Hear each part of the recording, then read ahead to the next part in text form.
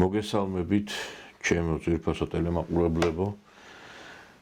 მოხარული ვარ რომ ლავხვდებით ერთმანეთს და ყოველთვის მე ძალიან ახლოს მიჭირავს თქვენს მაჯისცემასთან ხელი და ვკითხულობ ყველა თითოეულ კომენტარს, ყველა თითოეულ შეტყობინებას.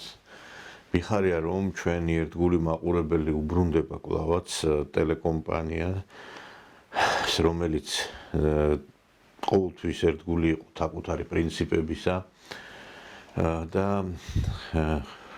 მე უნდა გითხრათ რომ აი ამ ბოლო პერიოდში ჩვენ რაღაცა გარკვეული ცვლილებები გქონდა, რამდენჯერმე ჩავარდნები, იმიტომ რომ შევიცვალეთ ტელევიზია, შემდგომში გარკვეული პერიოდი ვერ გავდიოდით ეთერში და ეხლა კვლავაც ვართ სოციალურ ქსელებში და უნდა გითხრათ რომ მალე ალბათ შესაძლოა კვლავაც დავუბრუნდეთ ტელეეკრანს, ეს სასიხარულო ამბავი მინდა გიამბოთ და გამცნოთ და ამაზე ყველაფერზე უკვე დაწვრილები ცოტა მოახლოეს დღეებში გეტყვით და ერთი რამე მინდა გითხრათ რომ ჩემს მიერ გადაწყვეტილების მიღება ამ გადაცემების განახლების თაობაზე ეფუძნებოდა მხოლოდ იმას რომ დღეს ქართული ტელესივრცე არის გაჯერებული მხოლოდ ერთი და იგივე ტიპის გადაცემებით და ჩვენ გვინდა რომ რაღაც გარკვეული ჩვენი სიტყვა ვთქვათ და ამას ვამბობთ კიდევაც.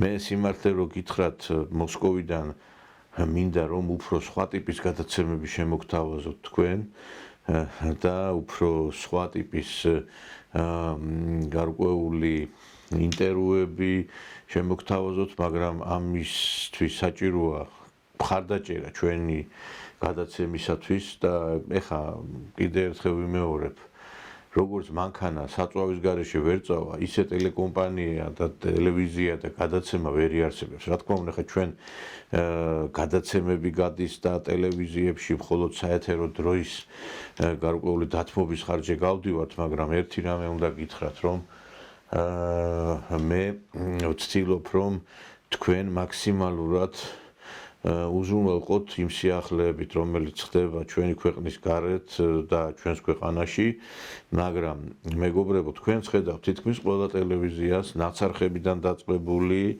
ასევე სხვა ტიპის ტელევიზიები, სადაც ყოველ გადაცემის დროს ხედავთ რომ ამოწეულია საბანკო ანგარიშები და ითხოვენ დახმარებას და ეს არ არის გასაკვირი. მე კარგად გამიგეთ, არავის არ ვამტყუნებ, იმიტომ რომ დღეს ფინანსური დახმარების გარეშე ვერც ერთი მედია საშუალება ვერ იარსებებს და მათ შორის ჩვენი გადაცემაც ვერ იარსებებს და მე უნდა გითხრათ რომ თუ კი თქვენ გსურთ რომ ჩვენ გაგვაძლიეროთ და უფრო სხვა სახის გადაცემები ხილოთ, ეს გადაცემა მაგალითად რომელიც გადის ახლა აქედან შესაძლოა გავიდეს უკვე ისეთი ადგილებიდან რომელიც თქვენ უფრო ნოსტალგიას მოგიპყრობთ, შემოგთავაზებთ ინტერვიუებს სხვადასხვა ტიპის ადამიანებთან, მაგრამ მე ხა კარგად გამიგეთ ახლა ყველაფერს ერთი ადამიანი ვერ შეძლებს. ეხა აი ამას რასაც ვაკეთებ, რამდენიმე რაღაც პოზიცია მაქვს შეთავსებული და ეხა ქუჩაში მეგობრებო,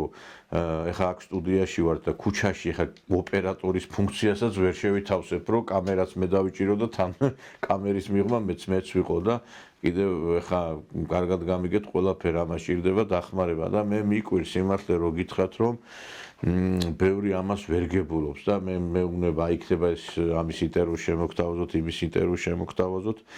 არ ვიცი ხა ამ რუსეთში ბარტონაცები არ ცხოვრობენ, მე მგონია და რაღაცა ჩვენ ამის თაობაზე შესაბამისი მიმართვაც გვექნება, რომ რაღაცა გარკვეულწილად თუ კი ჩვენ მხარდაჭერას არ მივიღებთ, უკვე ის რასაც ახლა ჩვენ გთავაზობთ, ესეც აღარ იქნება.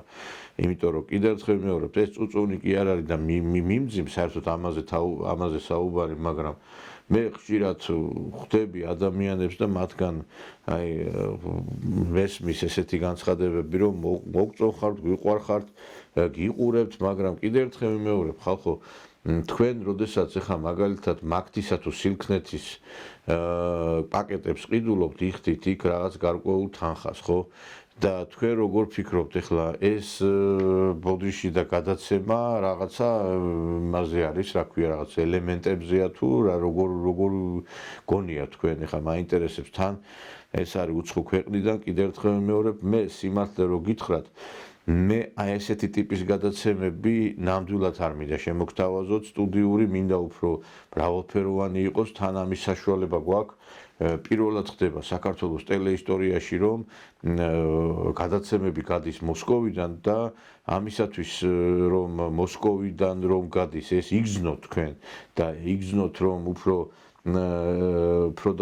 მრავალფეროვანი გახდეს ამას ჭირდება კიდევ ერთხელ ვიმეორებ თქვენი დახმარება თქვენი მხარდაჭერა იმიტომ რომ თუ ესე ვერ იქნება არა თუ მრავალფეროვანი აი ეს რაც არის იმასაც ვერ იხილავთ იმიტომ რომ კიდევ ერთხელ ვიმეორებ სხვანაირად შეუძლებელია იმიტომ რომ მე უკვე ფაქტობრივად ვასრულებ ხელში გარკვეულ მოლაპარაკებებს ერთ-ერთ ტელევიზიასთან სადაც ჩვენ ალბათ გავალთ ეთერში მე პირადად უზრუნველყოფთ იმას რომ ეს გადაცემები ერთი კაცის მეშვეობით იქნას გაკეთებული და ამას ერთი კაცი კი არა ყველა ნებისმიერ ტელევიზიაში 5, 6, 7 ადამიანი აკეთებს ანუ ფაქტობრივად მე ვაკეთებ 7 ადამიანის საქმეს მაგრამ ეხლა ყველაფერის უფრო მეც ვეღარ შევძლებ სიმართლე რო გითხრა და ისე ჯობია რომ ერთ ყველა ადამიანმა თავის საქმე აკეთოს იმიტომ რომ როდესაც ერთი ადამიანი აკეთებს 7 ადამიანის საქმეს ის სლად ხარისხიანით და უფრო კარგი არ გამოდის და მე თვითონაც მე ძალიან კარგი გემოვნება მაქვს და ვიცი რა როგორ უნდა გაკეთდეს და ამიტომაც არის რომ ყოველთვის ჩემს გადაცემებს აქვს რეიტინგი სადაც არ უნდა ვიყო რომელ არხზეც არ უნდა გადიოდეს ჩემი გადაცემა მაგრამ ერთ რამეს გეტყვით რომ დღეს ახლა რაც შეეხება ამ პოლიტიკურ პროცესებს მინდა რომ დაუბრუნდე და დავანებო თავი უკვე აი იმას იმ პრობლემებს იმიტომ რომ არ მინდა რომ ახლა მართლა პრობლემებზე საუბარი გქონდეს მარტო ჩვენ ამ გადაცემაში დღეს საქართველოს ძალიან დიდი საფრთხის ქვეშ დგას მე გუშინ ვილაპარაკე იმ სანქციებებთან დაკავშირებით რომელიც მოახდინა დიდმა ბრიტანეთმა ტელეკომპანია იმედისა და პოსტივთან დაკავშირებით ეს არის სერიოზული დარტყმა არა მარტო ამ ტელევიზიების მიმართ, არამედ სახელმწიფოს და ხელისუფლების მიმართ. მე ნამდვილად არ ვიქნები სოლიდარული არც ერთი ამ ტელევიზიის მიმართ, იმიტომ რომ კიდევ ერთხელ ვიმეორებ, ამის საფუძვლიანი გარკვეული მიზეზი გამაჩნია, ტელეიმედი იყო, როდესაც ითხოვდა ჩვენს დაჯარიმებას და ჩვენს დასანქცირებას, ითხოვდა საერთოდ, რა ვიცი, მე მათი სურვილი რო ყოფილიყო, ალბათ დახვრეტასაც მოითხოვდა. ამ დროს ნაცარხებს მაშინ იმ პერიოდში ვერ უბედავდა ვერაფერს. ეხლა არის როცა ესე ხმა მოიღეს და სხვანაირად ლაპარაკობ. მაგრამ მიუხედავად ამისა, მე ყველა ობიექტურობა არასდროს არ დამიკარგავს, ვიტყვი რომ ეს არის უკანონობა და რაც ხდება, მიუხედავად იმისა, რომ ეს ხალხი არ იმსახურებს და ეს ტელევიზიების სოლიდარობას, ეხლა აი ცხადდება, რომ ვინც კიო რაღაცა რეკლამას მიიტანსო, ვინცო რაღაც დაეხმარება ამ ტელევიზიას დასანქცირებული იქნება. ეს იცით რას ნიშნავს მეგობრებო? ხვალ მარტო ტელევიზიები კი არ დასანქცირდება. ხვალ დასანქცირდება უშუალოდ უკვე საბანკო სისტემები, დასანქცირდება სხვადასხვა აგრეთვე ბიზნეს სტრუქტურები, რომლებიც გარკვეულ კავშირში არიან რუსეთთან და ბელორუსთან. ეს პროცესი გაგრძელდება და ეს გამოიწვევს ქვეყანაში ეკონომიკურ კრიზისს. იმიტომ რომ თქვენ კარგად იცით რომ თუ ბიზნესმა დაინახა რომ მას შეიძლება პრობლემები შეექმნას მისი გაკოტრების მისი პრობლემები ასევე მოცული იყოს ის რომ იქითკენ რომ მან ვეღარ აწარმოოს მოლაპარაკება უცხოელ პარტნიორებთან ისინი აუცილებლად დატოვებენ საქართველოს მე დღეს არაერთ ბიზნესმენს ხედავ რუსეთში რომლებიც ამბობენ რომ ჩვენ სიმართლე რო გითხრათ უკვე აღარ გსურს საქართველოში ყოფნა იმიტომ რომ იმდენად უკანონო გადაწყვეტილებები ხდება ბიზნესმენებთან დაკავშირებით, რომ მე არ ვიცი, ხვალ შეიძლება ჩემთანაც და გარკვეულწილად მეც პრობლემები შევიქნათ. ეს ერთი თემაა, რომ ბიზნესმენები გააქციეს. მეორე უკვე ამ უცხო ქვეყნის ეს ინტერვენცია, ესეთი გარკვეული ზეწოლის შედეგად გავიდნენ ბიზნესის წარმომადგენლები, იმიტომ რომ მათ აირიდონ თავი სანქციებისგან და გარკვეული გაუგებრობისაგან. ეს რას გამოიწვევს? იცით, ეს გამოიწვევს კოლაფს, იმიტომ რომ ვისაც შეუძლია სამუშაო ადგილების შექმნა, ვისაც შეუძლია პროდუქციის შექმნა, ისინი თუ გავიდნენ, მეგობრებო, ეხლა ვინღა უნდა დაასაქმოს ეს ხალხი, ვინ უნდა შეავსოს ბიუჯეტი. მარტო ამ ჯარიმებითა და პატროლის ჯარიმებითა და ამ რაღაცა ხელების გადაგრეხვით ფული ვერ შევაბთლათ ბიუჯეტში ყველაფერი. და ეს ამას თქვენ თვითონაც იგრძნობთ მერე თქვენ ტყავზე. და ამიტომ ეს ესე რო არ მოხდეს, რაღაცა გარკვეული სხვა მიმართულებით არის მუშაობა საჭირო.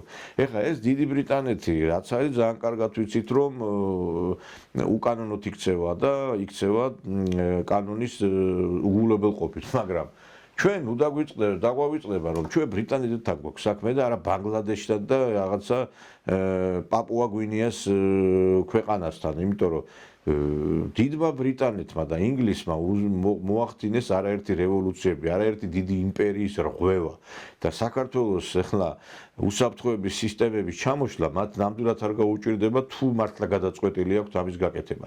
საქართველოს რომ მარტო ამას ვერ გაუმკლავდება, ამას თუ ვინმე ვერ ხვდება, ან იდიოტია, ან საერთოდ რაღაცა აზროვნების პრობლემა აქვს.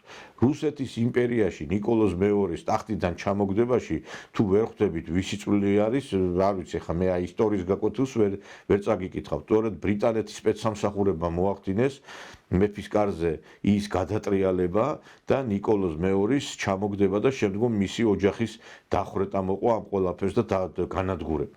ამიტომ ეხლა დიდმა ბრიტანეთმა რაც კი ბოლო პერიოდში გადატრიალებები და ჩამოგდებები მოხდა ხელისუფლებებში, ასევე დიდი როლი ითამაშა. და ნუ გონია თქვენ რომ ეხლა ჩვენი ქვეყნა რომელიც არის საკმაოდ ყიფე და ჩვენ ხედავთ რომ რაღაც პრობლემები რომ არის და რაღაც კიდე ცოტა რბილად არის დათქვამი, ამასაც თქვენ გზნობთ. ეს გამოიწვევს იმას, რომ ისინი მოახდენენ იმას, რაც მოახდინეს ძალიან ბევრ ქვეყანაში. რევოლუციები, გადატრიალებები, ეს არის მათი საფირმო ნიშანი. და აქედან გამომდინარე, ეს რაღაცა ხელაღებით ლაპარაკი, რომ რას გვიზამენ, წავალთ რესტორანში, ვიქეიფებთ და ყურებზე ხახვი არ დაგვაჭრან. ესეთი ლაპარაკი, მეგობრებო, ძალიან არასერიოზულია. ჩვენ ფაქტობრივად ეხლა გვაქვს ჭიდილი დავითი და გოლიათისი არ იყოს, აი ძალიან ისეთი ძალთა თანაფარდობა არის მათ მხარეს. ეხლა ეს იგივეა, ეხლა საჩხერის ჩიხურა რო შეხვდეს ბარსელონასა და მადრიდის რეალს. ეხლა ხო წარმოგიდგენია თქვენ რა ძალთა თანაფარდობა არის და ეხლა ამხელა სპეცსამსახურები, ამხელა იმპერია, როდესაც შენ გეუბნება რომ შენ უნდა დაგამხო და მას უდგას ასევე მარტო დიდი ბრიტანეთი კი არა, გერმანია, საფრანგეთი, ასევე სხვა ის ქვეყნები, რომლებიც ასე აქტიურობენ ევროპარლამენტში, ევროსაბჭოში, ეს არის განგაში ზარის გარკვეული საფუძველი. მე რომ ხელისუფალი ვიყო, ღამე არ დამეძინებოდა აი ამ ფონზე, იმიტომ რომ ეს ის ქვეყანაა დიდი ბრიტანეთი, და ეს ის ქვეყნებია, რომლებიც ასევე ევროპული ქვეყნები, რომლებმაც საქართველოში ერთხელ უკვე და ორჯერაც მოაწყვეს სახელმწიფო გადატრიალება. დიახ, 91 წლის სახელმწიფო გადატრიალებაში სწორედ მათ მიიღეს დიდი წვლილი და სწორედ მათი ჩუმი და ესეთი ხუხმო რაღაცა გარკვეული მხარდაჭერით მოხდა სახელმწიფო გადატრიალება. პირველად 91-ში, ასევე 2003-ში. სწორედ მათ მოახდინეს საქართველოში და დღესაც ცდილობენ მათ რამდენიმე სცენარი უკვე დაამუშავეს, ანუ ოპოზიციის გამოყენებით უნდათ პარლამენტზე შტურმის შეტევით, რაღაც აქ არეულობის შედეგით, ეს არ გამოუვიდათ, მაგრამ ეხლა უკვე სხვა მეთოდებს იყენებენ. აქ უნდათ რომ ქვეყანაში შეიქმნას ისეთი ვითარება, რომ ხალხმა შიმშილი დაიწყოს, ბიზნესი გავიდეს და ჩამოიშალოს ეს ქვეყანა და ლარი გაუფასურდეს. თქვენ რატო გონიათ რომ რა არის, რომელი დიდი მრეწველობის ობიექტები გაგვაჩნია ჩვენ, რომელი დიდი ეკონომიკა გაგვაჩნია ჩვენ, რომ დავიჭიროთ ვალუტა. თუ ჩვენ დავინახავთ რომ აქ რაღაცა ისეთი წავა რომ ყევები, ეს კიდევ უფრო მეტ გაღიზიანებას გამოიწვევს მოსახლეობის. მოსახლეობა ხშირად ვხედავთ რომ რეაგირებს სოციალურ თემებზე, ვიდრე მაგალითად ქართული მიწის გასხვისებაზე ან საერთოდ რაღაცა პატრიოტულ საკითხებზე. ამიტომ ნუ გონიათ ხალხო რომ ეს არის რაღაცა ხუმრობა, რასაც ესენი ახორციელებენ, ეს არ არის ხუმრობა. ეს არის სერიოზული საკითხი, ამას სერიოზული დაფიქრება ჭირდება და აგრეთვე მე ვფიქრობ, რომ ასევე უსაფრთხოების სისტემების მოძებნა იმ მიმართულებით, რა მიმართულებასაც ჩვენ არაერთხელ ვთავაზობთ ხელისუფლებას. ეს არის რუსეთთან ურთიერთობა. იმიტომ რომ აი ბელორუსი ავიღოთ ბელორუსში ხელისუფლება აქამდე 10-ჯერ მაინც შეიცვლებოდა, რომ არა რუსეთის ფაქტორი, ანუ ეს არის უსაფრთხოება, თავდაცვის უნარიანობა და ეკონომიკური უსაფრთხოება. იმიტომ რომ კიდევ ერთხელ ვიმეორებ, დღეს რომ ბელორუსში არის მრეწველობა, არის განვითარებული ბიზნესი და სოფლის მეურნეობა, ეს არის დამოკიდებული რუსეთზე. დღეს ჩვენი ქვეყანა უნდა დაიწყოს ფიქრი იმაზე, რომ ის პრობლემები, რომელიც შეიძლება შეიქმნას უვიზო მიმოსვლის გაწყვეტით, აგრეთვე საბანკო სისტემაზე შეტევით, ეს რაღაცით კომპენსირებული უნდა მოხდეს, რაღაცას რო პრობლემა შეგიქმნია, შენ ხვალ გეგმა 100, გარდა უნდა გქონდეს B, C, D გეგმაც, რომელიც ამოქმედება იმ შემთხვევაში, თუ კი რაღაცა გარკვეული პრობლემა შეიქმნება. აგერ ეხლა ხედავთ, რომ ფაქტობრივად საერთაშორისო სამართალმა დაკარგა ფასი, დონალდ ტრამპი აცხადებს, რომ მე ვისაც მინდა იმას თავს დავესხმები, ვისაც მინდა იმას დავიპყრობ, მე უნდა დამემონოს, მან ფაქტობრივად ამით გამოაცხადა, რომ აღარ მოქმედებს სოფლიოში არავითარი სამართლის კანონის ნორმები, მოქმედოს მხოლოდ ძალის პრინციპი. ხარ ძლიერი? კი ბატონო, შენია ყველაფერი, არ ხარ ძლიერი, მაშინ შენ იქნები დაჭაგრული და იქნები გათელილი ფეხქვეშ. და ეხლა ამას თუ ვერ ვგებულობ ჩვენ და რაღაცა რეზოლუციებისა და რაღაცა ბოდიში და შეთანხმებებისა და დემოკრატიისა და რაღაცა ამაღლებულ ნოტაზე საუბარი გვიყვარს, ეს არის მე მგონი რომ კიდევ ერთხელ რომანტიზმში დაბრუნება. დღეს აღარ არის ის პერიოდი, რაც იყო მე-19-მე-20 საუკუნეებში. ეხლა შეიცვალა სიტუაცია, ჩვენ ვხედავთ, რომ უკვე ფაქტობრივად გლური კანონებით დაიწყო მსოფლიო მოქმედება და ეს ადრეცა პრინციპში იყო პირველი შემთხვევა არ არის, მაგრამ ამისათვის ჩვენ უნდა ამ ყველაფერს შევხვდეთ, რა თქმა უნდა, მომზადებულები, ამას უნდა შევხვდეთ, რა თქმა უნდა, იმ გადაწყვეტილებების მიღებით, რომელიც საწინდარი იქნება ჩვენი ქვეყნის სუვერენიტეტის დაცვის.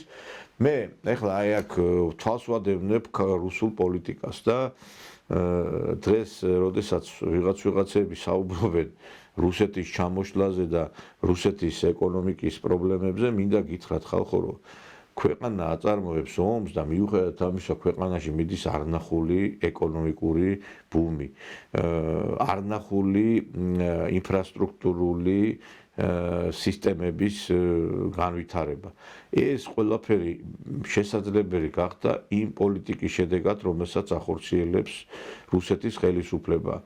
ბევრისგან მსმენია, რომ აი რა ქნა უკრაინამ, ხო ხედავთ, ვერ გატყდა, ვერ აიღეს. რა ვერ აიღეს, ხალხო 50 მილიონიანი ქვეყნიდან ფაქტობრივად ნახევარი უკრაინა დაიცალა. მილიონამდე ალბათ უკვე ადამიანი ამ ომში დაღუპულია, განადგურებულია ინფრასტრუქტურა და გაქცეულია 15 მილიონამდე ადამიანი წასული არის ქვეყნიდან და თქვენ ამბობთ, რომ არაფერი არ უქნა კაცო, ალბათ ახედეთ ყველაფერს. კლიჩკო აცხადებს, ვისაც შეგიძლიათ დატოვეთ უკრაინა, კიევიო.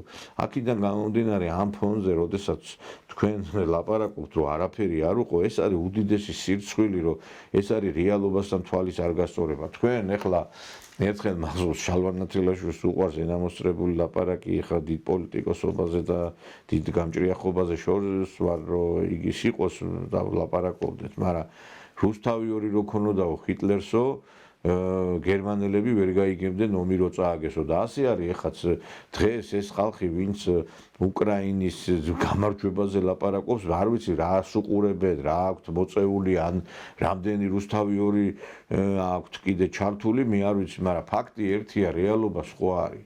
ჩვენ ხედავთ, რომ რეალობა სხვა არის, მეგობრებო. ის რომ დღეს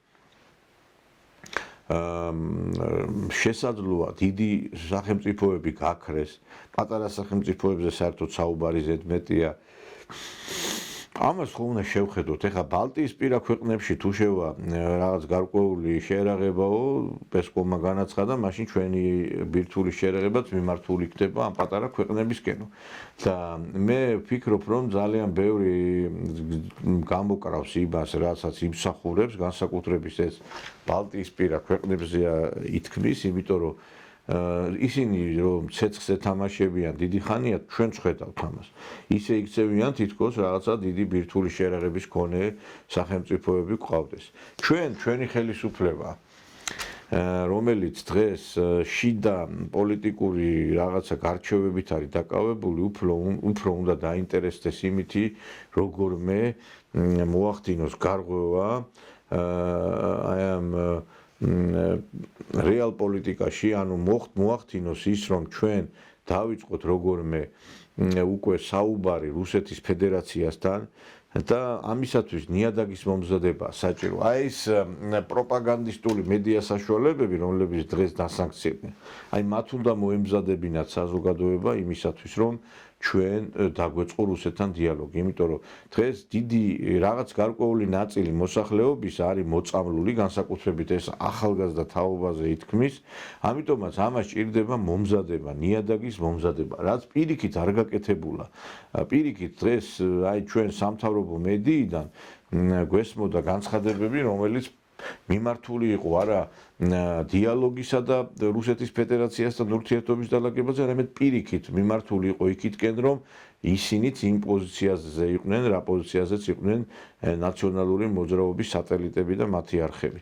ჩვენ ერთადერთი ტელევიზია, ერთადერთი გადაცემა ვიყავით, ტელევიზია დაიკეტა, ერთადერთი გადაცემა დავრჩით, რომელიც სისტემატურად მუშაობს ამ თემაზე. ჩვენ არა გვაქვს საშუალება კიდევ ერთხელ ვიმეორებ, რომ ეხლა ჩვენ რო რაღაცა ხელისეწყობა გქონდეს უფრო კარგი და უფრო ესეთი თვალსაჩინო იქნებოდა ჩვენი ეს მუშაობის პრინციპები, იმიტომ რომ ჩვენ კიდევ ერთხელ ვიმეორებ, მე პირადად ვიცი რა უნდა შევთავაზო მაყურებელს, რა თემებზე უნდა ვისაუბრო, მაგრამ სამწუხაროდ არა გვაქვს არანაირი ხელშეწყობა კიდევ ერთხელ რითაც დავიწყე ეს გადაცემა და ეს ნამდვილად აქვს ამის საშუალება სამთავრობო არხებს. ეხლა კაი პირველი არხი, აჭარის არხი ვერ გავიგე ამ ტაშპანდურში რო არის ჩართული და შეიძლება მათაც გაიზიარონ იმ ბედი პირველი აი ამ იმედისა და პლუს ტივისა, მათაც უნდა იკისრონ და ვისაც არ შეუძლია ისინი უნდა გადგნენ. ჩვენ ვხედავთ, რომ დღეს აი როდესაც იმედის დასანქცირების საკითხი დადგა, რუხაძემ და ასევე სამმა იქ ტელევიზიის თანამფლობელებმა, ვინც იყვნენ იქ რაღაცა აი ამ საბჭოში, იმედის სამეთვალყურო საბჭოში შეიტანეს სასწრაფოდ განცხადებები, რომ აი ამ საქციებისგან თავი აირიდონ. აი ესეთი ხალხი რო ყვავს ჩვენ და ასეთ ხალხსო ჩავაბარეთ გემი, იმიტომაც არის, რომ მე შედეგები არის სავალალო. ეხლა როცა ხელმძღვანელობა გარბის, როცა ვირთხები გარბიან გემიდან, ის მაშინ შენ რა უნდა მოთხოვო რიგი ჟურნალისტებს? აი როგორ უნდა უთხრა შენ გააგრძელე მუშაობაო, როდესაც ის ხედავს, რომ მათი ხელმძღვანელები გარბიან აი ამ გემიდან. ის ხო დასვამს, კითხვამს, კაცო, აბა მე თუ მეუნები შენ რომ გავაგრძელო მუშაობა, პრობლემა არ არის. მაშინ ეს ხალხი რატო გარბის? გასაგებია რომ ისინი ჟურნალისტები ხომ არიან სამეთვალყურო საბჭოს წევრები, ჩვენ ნახეთ იმისია. ასევე მე არ ვიცი ხა, მე ვფიქრობ ეს პროცესები კიდევ სხვა ტელევიზიებსაც შეეხება ალბათ და აქედან გამომდინარეა რომ იმ ტელევიზიებში, რომლებიცაც სახელმწიფო გარკვეული იდეოლოგიის ფუნქციის მატარებლები უნდა ყოფილიყვნენ არა ფულზე, არა გარკვეულ აი ამ შიშზე და ქარისადაც დაუბერავს იმაზე მომართულები, არამედ უნდა ყოფილიყვნენ სხვადასხვა რაღაცა ფასეულობებზე დამყარებულები. ეს არის სხვადასხვა კი არა ერთფასეულობა პრინციპში, იმიტომ რომ სხვადასხვა ფასეულობები რომ ხალხი რომ იყოს, მაშინ მართლა არეულობა იქნება და აღრევა. არის ერთი ფასეულობა, ეს არის სახელმწიფოებრივი, ეროვნული, პატრიოტული სულისკვეთება, რომელიც უნდა ისაზრდოებოდეს იქიდან, მაგრამ ჩვენ ვხედავთ, რომ ამ არხებიდან და სხვა სამთავრობო არხებიდან არავითარი მაგდაგვარი ჩვენ არ მიგვიღია რა. და ამიტომაც არის ახლა მე უყურებდი რეაქციას და იქ მარტო რაღაცა სამთავრობო ექსპერტები და რაღაცა გარკვეული ტიპის ადამიანები, რომლებიც ხელისუფლებასთან არიან კავშირში, ისინი რაღაცა მხარდაჭერას აცხადებდნენ, თორე მოსახლეობის რაღაცა ის რომ იყოს სიყვარული ისინი სხვა კუთხით დაიწყებდნენ ბრძოლას თავიანთი ტელევიზიის დასაცავად. ჩვენ გვახსოვს, რომ როდესაც სააკაშვილის ხელისუფლება მაგალითად მაესტროს უტევდა, იქ ხალხი ძალიან დიდ მხარდაჭერას უცხადებდა ამ ტელეკომპანიას, ასევე მეცხრე არხზე გვახსოვთ ჩვენ TV9 არხი, რომელიც ბიძინა ივანიშვილმა შექმნა, როგორი სოლიდარული იყო ხალხი ამ ტელევიზიის მიმართ და ესეთი მაგალითები ძალიან ბევრი არის ხალხო და ჩვენ ახლა ამ ტელევიზიების საშუალებით უნდა რომლებიც გააჩნია ხელისუფლებას უნდა მოამზადოთ საქართველოს მოსახლეობა იმისათვის რომ ხელისუფლება გადადგამს ნაბიჯს და ეს მომზადებული უნდა იყოს ხალხი ამისათვის. წინააღმდეგ შემთხვევაში კიდევ ერთხელ მეორე გადატრიალება არის გარდაუვალი და ნურავინ იკეკლუცებს ამ ტელევიზიებში რომ ჩვენ გვაქვს ძალიან ისეთი ძალიან მაგარი სისტემები, ძალიან ყველაფერი რიგზია და ვერაფერს ვერ იზამს. აი სასაცილოა ახლა ეს. როგორ შენ ახლა დიდ ბრიტანეთს და დიდ ქვეყნებს დაუდგები წინ, თუ კი ვინმე გვერდში არ დაგიდგება? ეს ხო ბლეფია, მეგობრებო. როგორ ახლა საქართველოს ჩვენ დავინახეთ, რომ ვერასდროს ჩვენმა ქვეყანამ ვერ გაუძლო ვერთეთ წნეხს, ეს იყო ყოველ ეტაპზე, როდესაც უტევდნენ მას დიდი ქვეყნები. ახლა ხმლებისა და ხანჯლების ეპოქა წავიდა, მაშინ მარტო იყო ორი ტიპის იარაღი და იმ ორი ტიპის იარაღს უნდოდა მამაცობა ასევე და ვაჟკაცობა. ამას ჩვენ მაშინ ვიყენებდით და მაშინ არ იყო არც ბირთვული შეერაღება და არავინ ეს დრონებით არ გიტევდა და ამიტომაც იყო რომ ჩვენი გონიერება და ჩვენი ვაჟკაცობა თავის მიზანს აღწევდა. დღეს სხვა ეპოქა არის.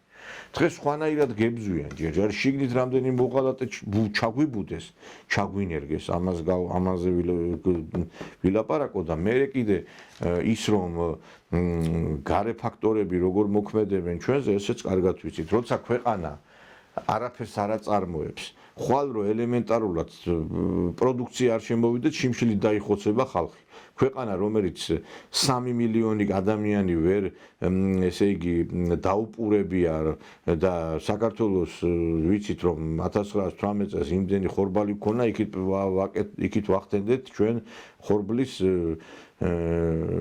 ექსპორტს და აქედან გამომდინარე ჩვენ ერთი რამე უნდა ვიცოდეთ რომ სასურსათო და გარკვეული დამოუკიდებლობა აგრეთვე ჩვენ დღეს გვაქვს ასევე სხვა პრობლემები იმ მიმართულებით, რომ საქართველოში დღეს მოქმედი პოლიტიკური სპექტრი არ არის ის სპექტრი, რომელიც სახელმწიფოებრივად საზრდოობდეს.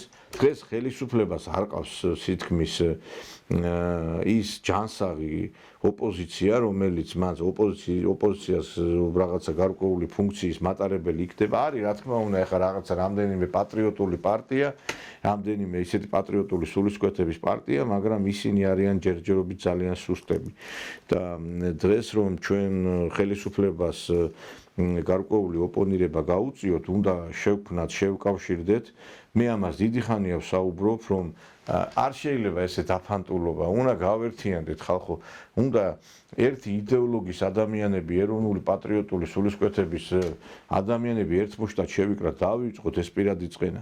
არ შეიძლება რომ ყველას ესე იგი რაღაცა ამ ბოღმითა და ღვარძლითა და შურით იყოს გაჟენთილი. ხა მე კიდევ ერთხელ მეორებ თითოეულ ადამიანის ხარდამჭერი ვარ, როდესაც უჭირს ადამიანს და როდესაც მაგალითად მას პრობლემები ექნება მიუხედავად იმისა ამ ადამიანმა ჩემს მიმართ რაიმე განცხადება გააკეთა, რაიმე ფორმით მან ჩვენ დაგვარტყა ეს ჩემთვის არის ძალიან ისეთი მე ქრისტიანული და რაღაცა გარკვეული სხვა ფუძემდებლური პრინციპით ვსაზდობ. აი ხა მე არაერთხელ თავს დამესხა ბექა ვარდოსანიძე. თქვენ კარგად იცით ეს ვაჟბატონი და ძალიან დიდი შეურაცხყოფებიც მომაყენა, მაგრამ მე აი გუშინ, როდესაც მე მისი აი განცხადება მოვისმინე, ძალიან გულზე იმოქმედა ამ ყველაფერმა, აი იმედის ესე იგი საინფორმაციოს ხელმძღვანელს, რომელსაც დაურეკია მისთვის შეურაცხყოფა მიუყენებია, ჯერ არ ვიცი რა წესია ესა, ეხლა სხვას რო გაეკეთებინა პასუხისგებაში მისცემდნენ და მე თუ მკითხავ ამ ვაჟბატონის პასუხისგებლობის უნდა დადგეს, მით უმეტეს არსებობს ამისი მტკიცებულება, ჩანაწერი და ეგ ლაპარაკობდა ვარდოსანიძე რომ აიო მამაჩემსო, ჩემი დაჭერის შემდგომსო ორი ინფარქტი მიიღო და ჭიქას ვერ წევსო, ესე იგი ისე დღეში არისო და მართლა აი გულთან მივიტანე და შემეწოდა ეს კაცი ვიცნობ იმ კაცო მე და აქციებზეც დადიოდა მინახია და ძალიან შემეწოდა, იმიტომ რომ ეხლა აი ამ იმედმა იმდენ ადამიანს მიაყენა შეურაცხყოფა. ეხლა მე მაშინ ეს ბექა ვარდოსანიძე რომ დაიჭირე, სოლიდარობა გამოვხატე და ის კი არ გამიკეთებია მასავით რომ ეხლა რამდენიც რაღაცა ხელში ჩაუვარდება მომენტი რომ თავს დამესხას. მე ადამიანებს ეხლა ბოროტებას პასუხობ სიკეთით და სხვაგვარად, იმიტომ რომ მე თუ ვინმეს უჭირს, ვივიწყებ იქ რაღაცა ჩემს პირად გზნობებს და ეხლა ეს ადამიანი ბაში პასუხისგებაში მისცეს სხვათა შორის ამ ტელეკომპანია იმედის აქტივობების შედეგად. როგორც ჩვენ, მაგალითად ჩვენს წინააღმდეგ დაიწყეს მოქმედება, რომ ჩვენი ტელევიზიის დაჯარიმება დასანქცირებას მოითხოვეს და კომუნიკაციის კომისიას მიმართ. აი რამდენ ადამიანს ამათმა შეურაცხყოფა მიაყენეს. ესე იგი, აი წარმოგიდგენიათ, ნაცებს ვერაფერი ვერ გაუკეთეს, იქ ვარდოსანიძეს, აქეთ ჩემ ტელევიზიაში თავს დაესხნენ და დღეს გამოდიან და ლაპარაკობენ იმაზე, რომ რაღაცა ჩვენ სოლიდარობას და რაღაცა მხარდაჭერას ველით ხალხისგან, ვერაფერსაც ვერ მიიღებ თქვენ ამ მხარდაჭერას, იმიტომ რომ თქვენ უკვე არა ხართ ხალხის ტელევიზია, თქვენ ხართ მხოლოდ და მხოლოდ რაღაცა გარკვეული მიზნებისა და რაღაცა ამოცანების შესრულებისათვის შექმნილი, რომელსაც დაგისახავენ, იმას აკეთებთ და არა ის, რომ რაღაცა თქვენ მართლაც იდეალები გაგაჩნდეთ. დღეს გუშინ იყავით LGBT დროშას აპრიალებდით, დღეს კონსერვატორები გახდით. გუშინ იყო, რომ ესე იგი ნაც პროპაგანდისტებს უკეთებდით ტირაჟირებას და დღეს გახდით ის, რომ აი ესენი ჯალათები არიან. ერთადერთხელ, როდესაც მართლაც სიყვარული არსებობდა ტელეიმედის მიმართ, ეს იყო ბადრი პატარკაციშვილი, პერიოდი, როცა იმედი მართლა ხალხის სამსახურში იყო და ამიტომაც მოახდინა სააკაშვილმა ამ ტელევიზიის დარბევა, ამ ტელევიზიის განადგურება და ბადრის მკვლელობა. ბადრი იყო ეროვნული კაცი, ბადრი იყო ნაღდი ქართველი პატრიოტი, მე პირადად ამ კაცს არასდროს არ შევხვედრი ვარ და მე ფიქრობ, რომ აი ბადრისნაირი ხალხი აკლია დღეს საქართველოს, იმიტომ რომ თუ რამე სერიალი შეიქმნა ხალხო, თუ რამე ფილმი შეიქმნა, თუ რამე სიმღერა ბოლო პერიოდში, აი ბოლოს ეხლა აი 90-იანების მერე შეიქმნა, აი ბადრის დროს შეიქმნა. აი ყველა სერიალები ჩვენ რომ მოგწონს ეს ცხელი ძაღლი, ყავა და ლუდი, რაღაცა იქ ეს ქართული სერიალები, ხა სახელები ბევრის არ მახსოვს, მაგრამ ეს ცნობილები რაც არის, ხა ცხელი ძაღლი ყველაზე ისეთი ჰიტი, რაღაცა ისეთი ცნობილი სერიალია და ყავა და ლუდი და კიდე არის უამრავი სერიალია, რომელიც მე მინახია, უბრალოდ სახელს ვერ ვიხსენებ და ეს ბადრიმ შექმნა, ბადრის დროს შეიქმნა და ბადრის დროს იყო, რომ ფინანსდებოდა ასევე ეს მომღერლები, რომლებიც რაღაცა სიმღერებს ქმნიდნენ და ეს იყო ბადრი პატარკაციშვილი. ეს იყო მართლა იმედი, რომელსაც ჩართავდი და რაღაცა გეგონებოდა, რომ რაღაცა ქართული ტელევიზია იყო მართლა. და ბადრის დროს თბილისის დინამომ პირველად თავის ისტორიაში 80 აი ამ 91 წლის შემდეგ შევიდა ჯგუფურ ეტაპზე ევროპის ლიგისა. წარმოგიდგენია თქვენ ამხელა წარმატებას მიაღწია მაშინ გუნდმა და იმის მერე ფარერები და ლუქსემბურგის გუნდები უგებენ და დაშლილი და დანგრეულია ამ ფიფიას ხელში ეს თბილისის დინამო. ყველა მხრივ ამ კაცმა წარმატებები მოუტანა საქართველოს ტელეკომუნიკაციის მიმართულებით, სპორტის კუთხით, ხელოვნების კუთხით, შოუ ბიზნესის. აი ეს იყო კაცი მეგობრებო. რატო რა ვინმე ეხა მასზე მეტი ფული არ გააჩნია ვიღაცას თუ რა და ქართველი კაცი გახარებული და გაბწყინებული იყო აი იმითი რასაც ეს კაცი აკეთებდა. ეხა ბადრი პრემიერი არ ყოფილა და ბადრი პრეზიდენტი არ ყოფილა, იყო ერის კაცი და მის დროს შეიქმნა ეს მუშტაეთის ბოდიშით ეს მაღლა თქვენ კარგად იცით ეგ ფუნიკულიორზე პარკი, თაწმინდის პარკი, მის დროს განხორციელდა უამრავი ისეთი სამუშაოები ურეკში და ანუ ამ კაცმა მართლა ძალიან და კიდე რამდენი რამე უნდა გაეკეთებინა ქვეყნისათვის და ეს კაცი მოკლეს. აი, ამიტომაც ვიძახი რომ საცა რაღაცა სათავეში უდგას ადამიანი ყველა ამ პროცესებს იქ არის წარმატებები მეგობრებო და რუხაძემ შექმნა ტელევიზია რომელიც იყო ქართველი ხალხის საწინააღმდეგო. ესე იგი ბოდიში და ამ რაღაცა ეს ბოდიში 13 წელიწადია რაც ეხლა აი ჩვენ იმედს უყურებთ ეს ტრუსიკიანი ქალებისა და ბოდიშიდან იფხვიანი კაცების გარდა ამ ტელევიზიაში ვერაფერს ვერ ხედავ ჩვენ. ჩართავ ვინ ვისთან წევს, ვინ ვისთან გორაობს, ამ თურქულ სერიალებში კიდევ რა ხდება, ვინ ვისთან არის, აი ამას უნდა უყუროს ქართველმა ადამიანმა თურმე.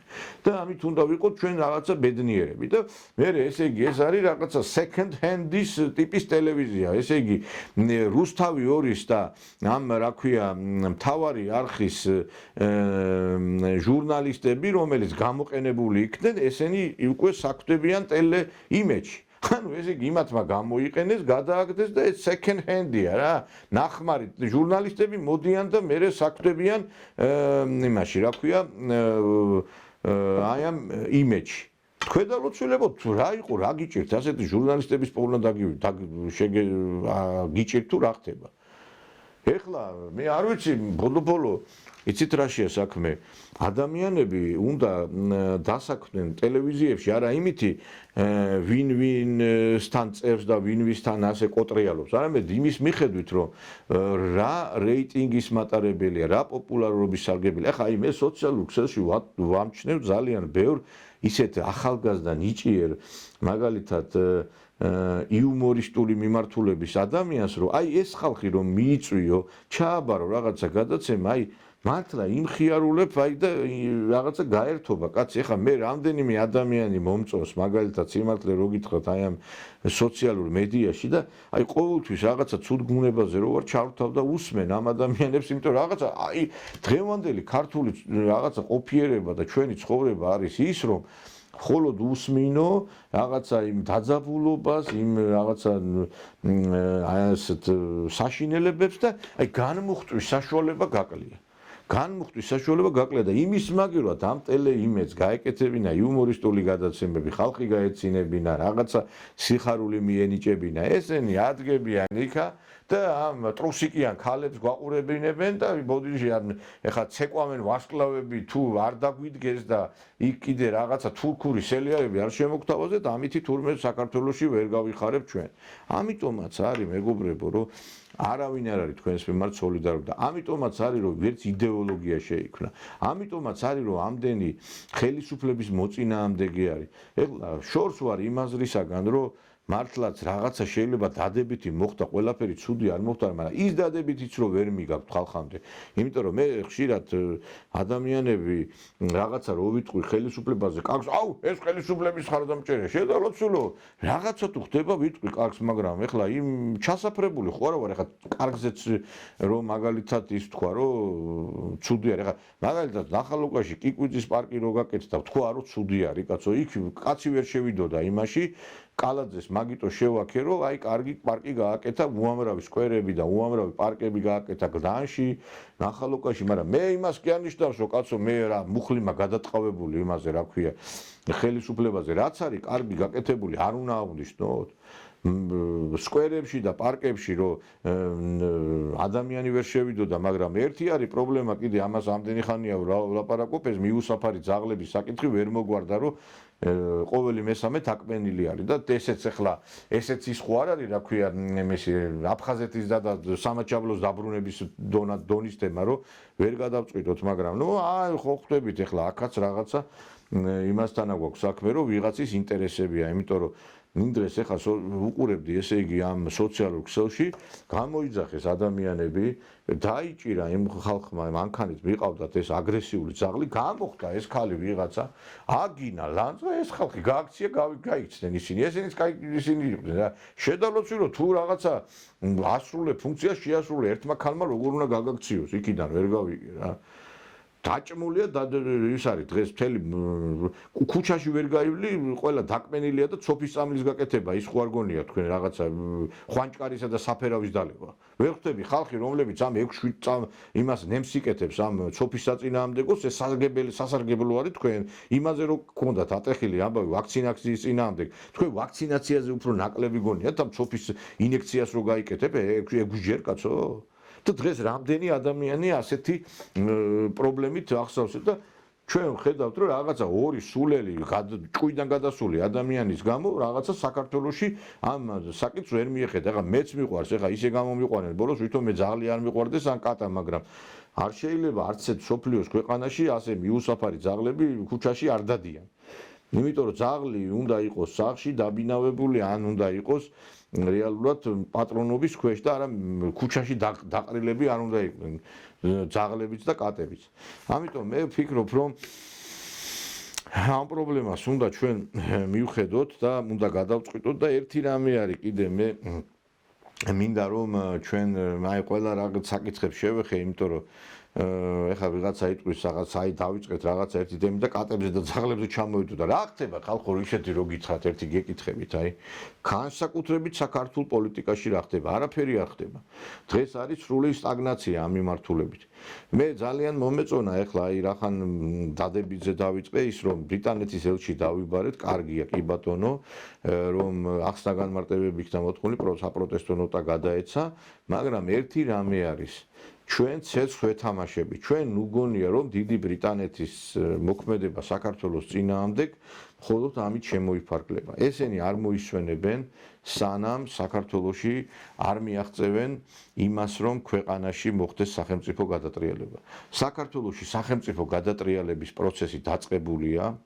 და ისიც რაც ხდება დღეს ჩვენს ქვეყანაში რომ ავტორიტეტების სხრევა მიდის, ბევრი უკანონობა მიდის და ხშირ შემთხვევებში ისე მიყავთ რომ შეაზიზღონ ხალხს ის ადამიანები რომლებიც გარკვეულწილად რაღაცა ერთი პერიოდი ავტორიტეტები იყვნენ ესენიც ვერ ხვდებიან რომ აი სწორედ ეს სპეცსამსახურები უცხოეთის სპეცსამსახურები მათ გარკვეულ აი ამ სიურპრიზებს თავაზობენ ვერ ხვდებიან ამას იმიტომ რომ იცით რა არის დღეს სპეცსამსახურები მოქმედებენ იმ რაღაცა გარკვეული მისიით რომ რაღაცა იარაღისა და გარკვეული აი ამ დაძაბულობის ფონზე გარეშე მიაღწიონ მიზანს. აგერ ვენესუელის პრეზიდენტი მოიტაცეს ისე რომ ახლა ბოდიში და ვერაფერი წინააღმდეგობა ვენესუელელმა ხალხმა ვერ გაწია შეერიგეს ეს ყველაფერი ძედის ზესავით არავითარი პროტესტი აღარ არის და ვითომ ეს კაცი არც ყოფილიყო ქვეყნის ლიდერი მის და მისი ცოლი ესე იგი ლოგინიდან საცვლებიან აყარეს და წაიყვანეს ხალხი აი გეკითხებით ახლა ხვალდაზექ რომ საქართველოში მაგდაგვარი ოპერაცია ჩატარდეს ვინმეს გაუკვირდება ვერ გავიგე თუ კი ამერიკამ გააკეთა ეგ ვენესუელაში. აი მაინტერესებს ახლა ეგეთივე ოპერაცია რო აქ ჩატარდეს საქართველოში თქვენ რატო გაგიკვირდებათ მაინტერესებს. აი რატო უნდა გაგიკვირდეთ ვერ გავიგე ამერიკამ თუ გააკეთა ამერიკის მოკავშირე არის დიდი ბრიტანეთი და ის გააკეთებს ამას საქართველოში. იტყვის რომ მე მოქმედებ ჩვენი რაღაცა დემოკრატიული პრინციპებიდან გამომდინარე და აი ამას იზამს. და ჩვენ რას დაუპირისპირებთ ამას გეკითხებით. ვერაფერს ვერ დაუპირისპირებთ. ეხლა ვიღაცა იტყვის ნეტა ეგ ოპერაცია ჩაატაროსო და პირიქით იქით მადლობას მოვახსენებთო, მაგრამ ეხლა ეგ შეფასებები აქეთ გადავდოთ და მოდი რეალობა რაც არის ისა ვთქვათ. ესეთი რამე შესაძლებელია მოხდეს. ვენესუელას ლიდერი ვერაფრით ვერ იქნა ჩამოგდებული არაერთი მცდელობის მიუხედავად, იქაც ოპოზიცია იყო მყიფე და გააკეთეს ეს. და საქართველოში შეიძლება ცოტა სხვაგვარად იმოქმედონ. შეიძლება ქვეყნის ლიდერი არ მოიპარონ, მაგრამ რაღაცა სხვა მიმართულება მისცენ ამ ყველაფერს. ნუ გონია თქვენ ხალხო, დღეს იმიტომ რითაც დავიწყე ჩემი ეს გადაცემა, იმით მინდა დავასრულო დღეს სოფლიოში მიდის პროცესები არა იმის მიმართულებით, ვის რაღაცა გარკვეული სიმართლეა, ეხა სიმართლე რო ჩვენ მხარეზეა დავით გარეჯის მიმართულებით, ყველამ კარგად იცის, მაგრამ გვიბრუნებს აზერბაიჯანი? ფეხებზე კიდია ის რუკები, მე ადრეცა ვთქვი, ის რუკები კარგია რომ ჩამოვიტანეს, მაგრამ რა, მე ამითი რა დავამტკიცეთ ჩვენი სიმართლე? და ის რო კიდევ ბევრი რამეში მართლები ვარ ჩვენ და მე მაგით ვამტკიცებთ რამეს? ხო ვერ ვამტკიცებთ. ისევე იმასაც ვერ დავამტკიცებთ ჩვენ, რომ ჩვენი ქვეყანა მართალია იგივე ამ ტელევიზიებთან მიმართებით, რომ არასწორად დასანქცირდნენ ეს ტელევიზიები, მაგრამ ამითი არაფერი არ იცვლება. ამით მე მინდა დაგემშვიდობოთ, ჩემო ძვირფასო ტელემაყურებლებო და შევხვდებით უკვე ჩვენ ერთმანეთს მომავალ გადაცემაში, კარგად გრძანდებოდეთ.